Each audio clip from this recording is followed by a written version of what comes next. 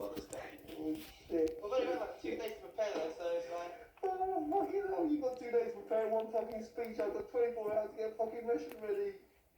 Zach! Zach!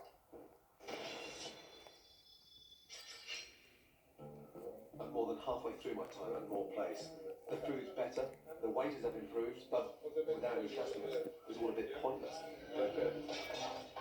There are 3 days of the year when every restaurant should be full, even purple ones.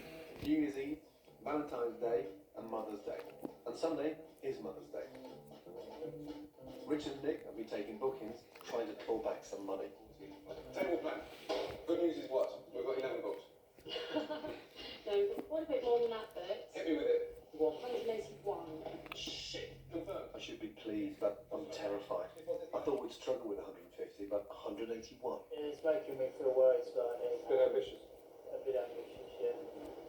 But just, what we're trying to do and turn this place around.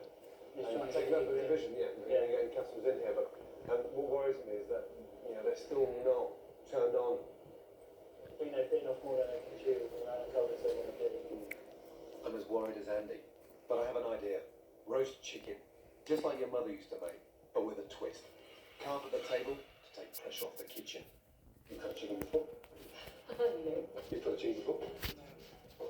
You've got a chicken before? Many years ago. Many years ago. Rich? Of course. Everyone's going to learn, including the owners. JC, you thought you were coming down here for a round of golf? No, you're not. I want you to do a chicken. Ready? Yeah. I brought in JC, one of my best maitre d's.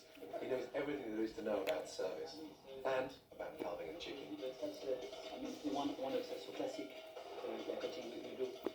First, cut off the legs. Then separate the drumstick from the thigh. Next, cut along the breastbone. Keep the knife close to the carcass and take off the breast. I will use the skin masterclass, speaking master so to the skin, and the customer can do what you want. So we do one breast, one breast. Turn the chicken over and remove the succulent oyster underneath. That's a nice little piece of meat. Voilà.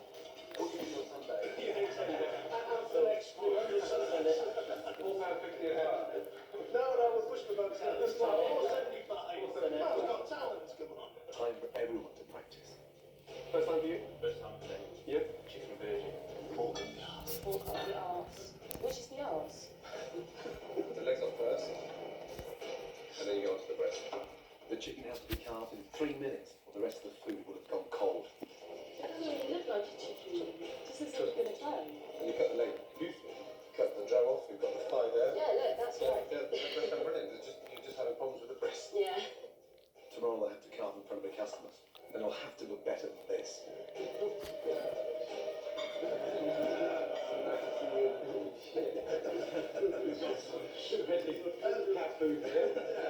It's like a fucking Fox's tactic.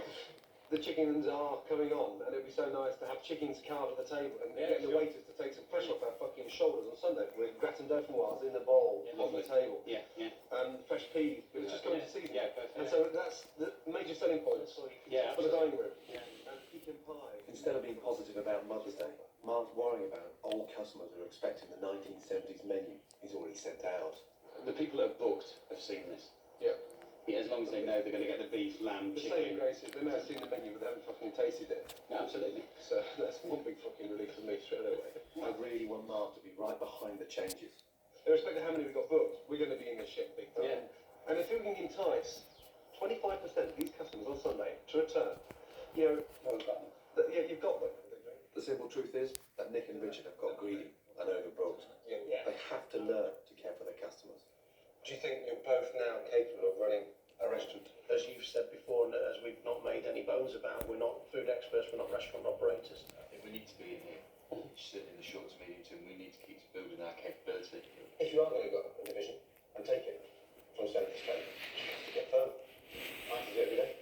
There's a part of me that thinks, Christ, you nasty bastard. And now that you guys are physically hands-on, I mean really hands-on, it'd be so good to keep control of it. Hold tight to those fucking reins. If Richard and Nick are serious about getting stuck in, we could still get through Mother's Day. I'm going to take them at their word and give them some real work to do. I really wish I could repaint the building for tomorrow, but at least I can do something about the inside. moved in here, first thing you look at, Christ, what are the entrance? A little bit disorientated because you're confused to where the rest of this is. At the moment, the customers are in danger of getting lost on the way to the dining room. Yep, walk through, down to the right, and then when you come into here, it's such a lovely area here. And what I was thinking, see all these plants that side there? Let's get this over here, a little bit of spring. Yeah, maybe one of those little Indian springs, sectioned off, and it just gives a nice, smooth, clear flow through. Yeah, if you don't catch them, they often mill around here. It's like, it's almost a Disorientated. Yeah. Come through this door, walk in, first thing you see, horrible plastic coat. So the area outside the restaurant is just as important as inside. One more.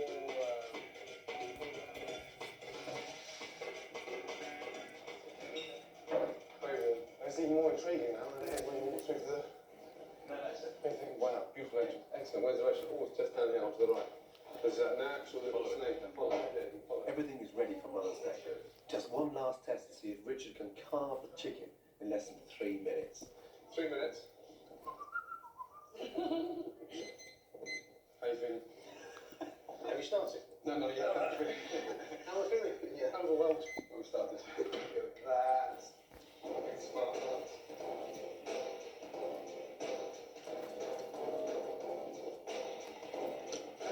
Have you been practicing? I'm only at home. Every hour of every minute of every day. 4 minutes ago. He's done it. Richard's ready to face his customers. 2 minutes 20. Well done. Can I just say that we've got 50 roast chickens for tomorrow to sell? Fucking that let me think that's 100 legs that could go into someone's lap, isn't it?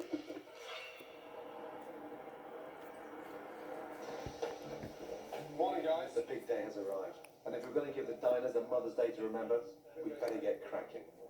Andy, how many chickens are going in? 6 chickens down that oven there. We've got a chicken in there, and then I've got that whole tray of chickens here. As well as roast chicken, Andy's cooking a ribeye beef with all the trimmings. And Hervé, he's in charge of the Yorkshire puddings. Hervé! You cannot make Yorkshire pudding like this. Fucking hell. Not exactly how your mother made them. They're like bullets. Maybe you have to cook them longer as well. Yeah, and hotter to start off with, just to get them rising. Morning. Well, you got 15 chickens. It'd be nice if you could do 10 of them. What, me personally? Yeah. Thanks for that. I'm going to start to think about chicken. Okay, here we go, Hervé. Yorkshire puddings. What do you reckon? 50-50. Fingers crossed. If my Yorkshire puddings rise, the kitchen will be almost ready. Okay, Peter? Just one last pep talk for the waiters. I just want you to stop crashing around. Move around the dining room like a ballerina. And see that wonderful floor out there? You just treat that like it's Swan Lake, gliding in and out of all the tables. If we get this right, more plays will really take off. If not, we'll offend half the mothers in Isha. Oh, we should be under the pressure of fucking Mother's Day. Quick look. Okay, just stay there 2 seconds. No. There's a guy the way you're blowing on the knock of that. Look at everybody standing here waiting for fucking Yorkshire. Fuck off out of here!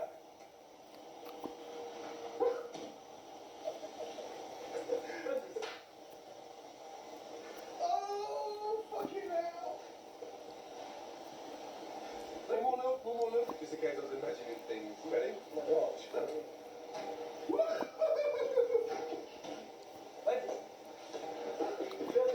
Burger bug. There we go. Bastard. Right, come here, please. Dear. Okay, Regis. Look, that's what I'm trying to explain. That's a Yorkshire pudding. That's a pile of shit. Yes? Right, where's that French little fucker? Come here. Hey! End the story. Okay, 50 minutes to go. First table's arriving at 12 o'clock. Fortune. Andy, you want to leave from the kitchen? Okay, starters. Smoked haddock chowder. There's a creamy fish soup garnished with oak smoked haddock. Main courses, roast chicken, carved at the table. That's down to you guys. Push the chicken. traditional roast beef, With Yorkshire pudding. Yorkshire pudding, Hervé. Oh, Hervé. Christ, when you think this time last week, he went from 2 to 180 for lunch there. So, I'm going to be in the dining room, right behind him, giving him a little bit of support, because I think the kitchen's pretty much set. We're there, but the dining room's still a little bit apprehensive. Bookings have been staggered over 2 sittings, so we'll be working for 6 hours straight. Use this one for the fuse. After Zach's performance with the chowder, I put him on bar duty. Kim, Nick, Richard and Peter will work in the floor. Andy's in charge of the kitchen with Hervé as his right-hand man. Got 3 minutes over here. How is it for? How is the chicken for? And the executive chef, well, yeah, he's in charge of crockery. Okay, got 3 shower balls up there. Homemade Wolf-based burger, It's a big beef burger with a charred-grilled bun. and it tastes brilliant. It will do Nick the world of good to meet some customers. The burgers are selling well, but at the moment, not enough chicken. Just 2 or 3 of you want the chicken, and we'll bring it out to your table and cold for you, okay? How come you're not selling the chicken, huh? It's not one to try. No, we want to go for a break. They actually sell 1 chicken. The rest of the dining room will start to see sort of a little bit of excitement, a little bit of magic happening around the table. So we'll all start ordering, which then, within an hour, we'll run out, which is exactly what we need. Now there's a nice buzz coming out of the room. You sound really happy. Here he comes. Give it to him. Chicken for 4. Whole roast chicken. After all my doubts, it's Peter who sold the first chicken. Spring chicken. That's not you then. Sure enough, soon everyone wants one. It's a mutant chicken.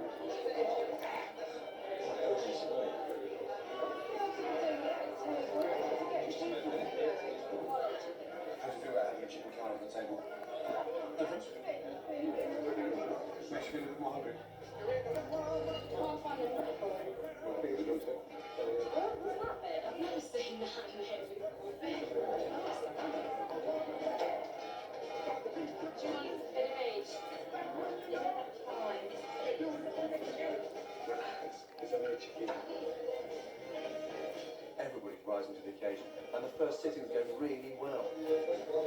Take 2. There you are. Thank you. It's great to see the dining room full and feel the buzz. Lovely. But on the second sitting, the overbooking's causing a problem. There are just too many people. There's a table of 19, and a table of 15, and a 14, pretty much coming at the same time. And it's not very good when you've got like 48 people all at once, because there's shots in the kitchen. Nick and Richard have to learn a cardinal rule. Put the customers first, make them feel really special, and build a sense of loyalty. I don't expect to come out for a family meal and have to wait as long as this. It's not a question of fast food, it's a question now we've been in an hour and a half and we've got the starter. That's it. Not even a lot of explanation other than we've been really busy. Yeah. We've kept you informed. Except for Colin. Well, there we are, we learn and we don't come back again. That's it. Have you ever had a chicken carved at your table? No. I've not done this many times. Kim's trying her best, but charming the customers just won't work. They want to eat. At least you know it's fresh though. Another bottle of wine. Another bottle of wine. Remember, unhappy customers destroy reputations. How the fuck can you cook for nearly 50 people at one time? Yeah?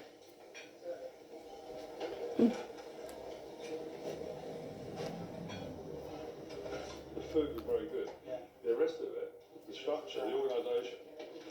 I'm sorry, I hate that. Perhaps some more waiting staff. I mean, the girl's done her best, but you know, she's the only one on her own. The guys in the black shirts and everything that were the managers, they were sitting down talking to their mates in the conservatory there, and there you left 2 people serving everybody else in here.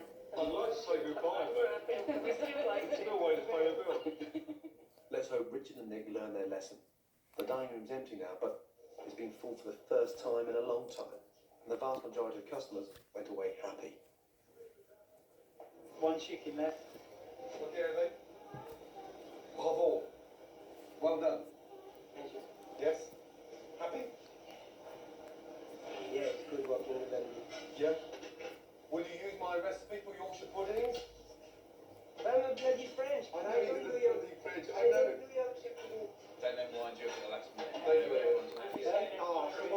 the end of the day, we're going to have some fisticuffs before it goes. Everyone performed in the kitchen. Even Mark. Wouldn't be right. It's an easy target at the end of the day. Oh, Mark's not an easy target. Yeah, I am. You know, you said earlier, didn't you? I'm not material to No, I just love him with the black executive shirt before your name. Hey, you know. Hey. Oh, did I? And the waiters did a great job. I'm really impressed with the way everyone pulled together. That was fantastic. And you were running around crazy today like Proudcock. Wow, this is cool. This is heaving, this is buzzing. Hey, I'm running it. I'm happy as Larry. Since we started, we've never had a day like we've had today in here. One complaint was the fact that the food was taking too long, and the rest of the complaints were just customers still not happy with that bloody colour. Huh? That purple monstrosity. Huh? And you know what? At 11:45, lunchtime, I didn't think you were going to do it. Because I didn't think any of you were good enough to do it. Fucking well done. Huh? Maybe there's hope for the Purple Palace yet.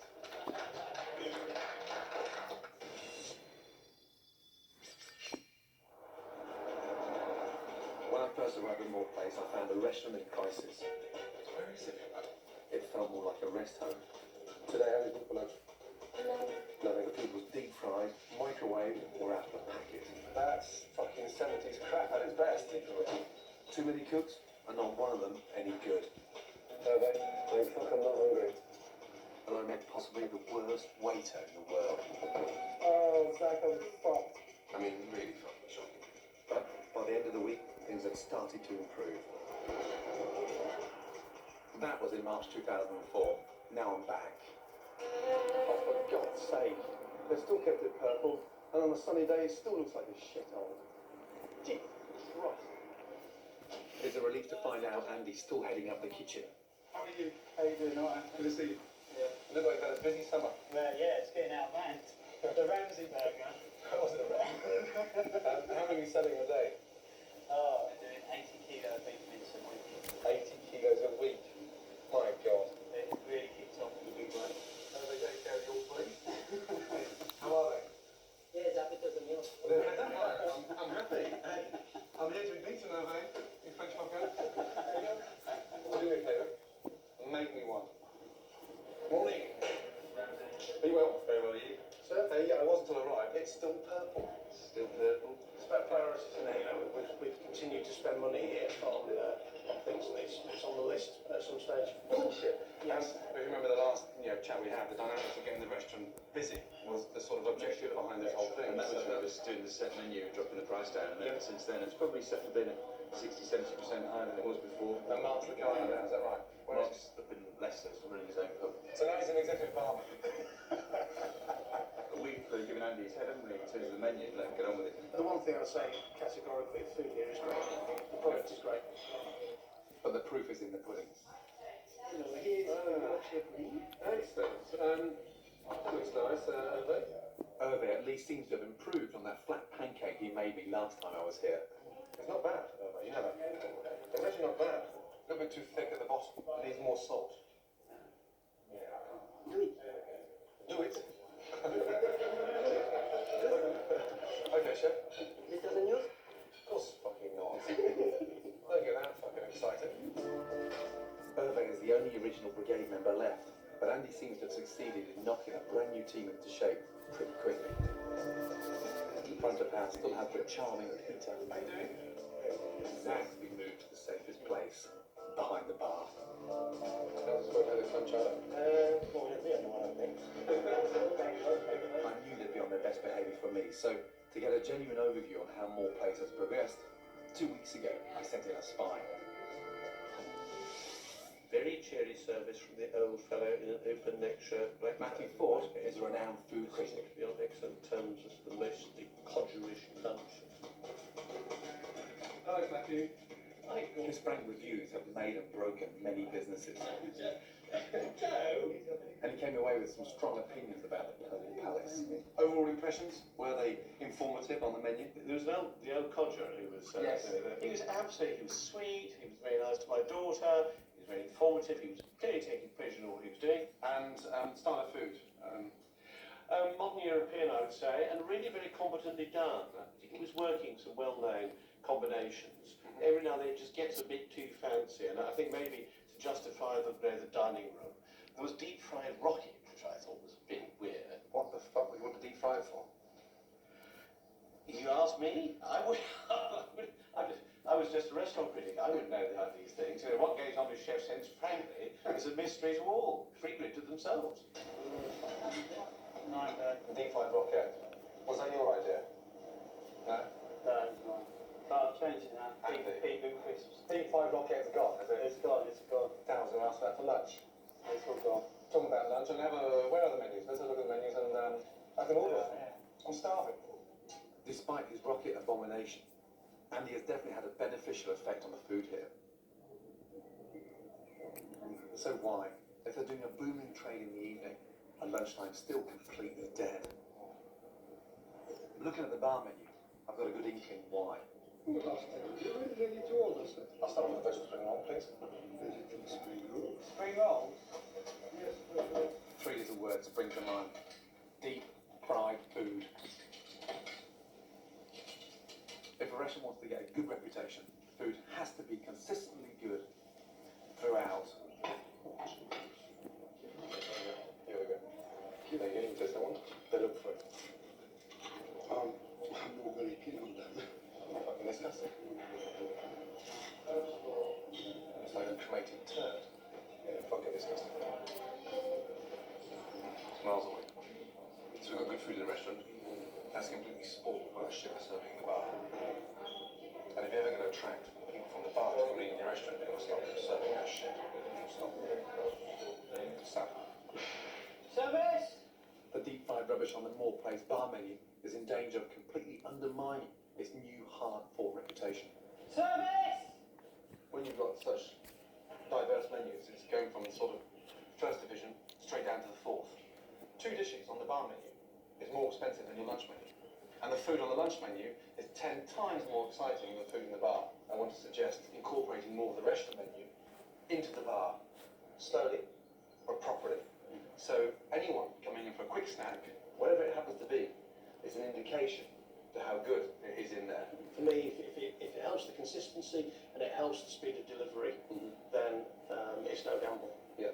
No more deep fat food. No more. And just to make sure, I'm putting the deep fat fryer out of harm's way. Shit. The food on the evening menu is a huge contrast. The waiting staff can take pride in what they're selling. What is holy chips? What a same price? Richard and Nick have wisely cut prices. The result? Surprise, surprise. The average spend per head has gone up from a meagre £13 to over 20 quid. And if business continues at this level, their predicted annual turnover would have increased by nearly £1 million. Everyone loves a Ramsay burger. Fantastic. Thanks, you're doing really well. Very, very busy. We got rid of the fucking fryers, which is fantastic news. And it's a great restaurant. Food looks fantastic. They don't need anything. I'm out of here. Thank you very much. Thank you, sir. Been a pleasure. Likewise. But remember one thing. I'll be cooking back. Can't wait.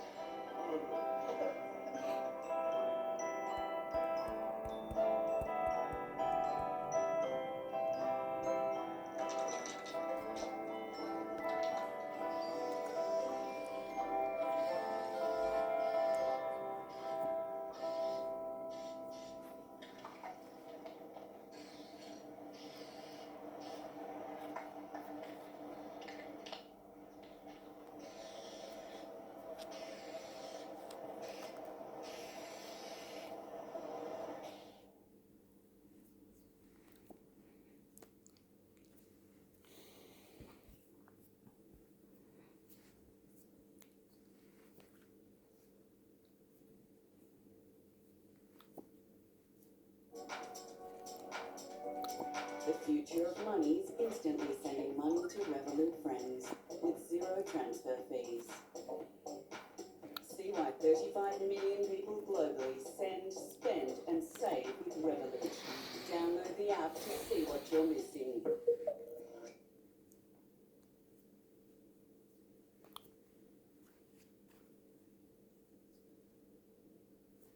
Owner Park's restaurant is in dire straits. New owner owner, Sue Ray, has sunk everything into it. It's frustrating that I'll have to do it alone because I'm going nowhere. The customers are nowhere to be seen. How many's booked? None gone.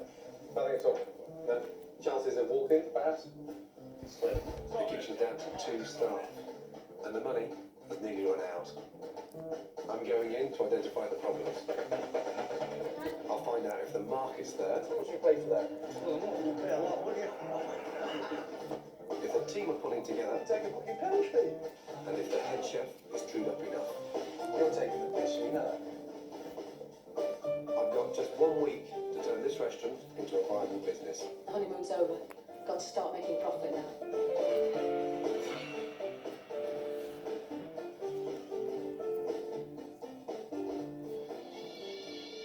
Next to his posh neighbours, Ilkley and Skipton, sits Silsden, a little working class town yet to make its mark on the culinary map of Britain. Lots of fish bars, cafes, quite a quaint little place. Little small Yorkshire town. Bonaparte's wine bar and basement restaurant on the High Street was taken over by its current owner just over a year ago. In her time, Sue Ray has sold everything from donkey rides to cavity wall insulation. But the restaurant business is totally new to her, and so far, the locals aren't biting. Good afternoon. Good afternoon. Sue. It is, yes. How are you? Right, this bit. Likewise. So how's it going? A bit quieter today. How many days for lunch? Oh, 2. 2. Ready. That's it. And last night? Last night, I think we did only 2 again. So, 2 customers the 2 whole night. customers the whole night. Yeah, unfortunately. It's just died a death. Absolute death. The stark truth is that 2/3 of restaurants don't survive past their first birthday. And as things stand, Sue's in danger of adding to those statistics.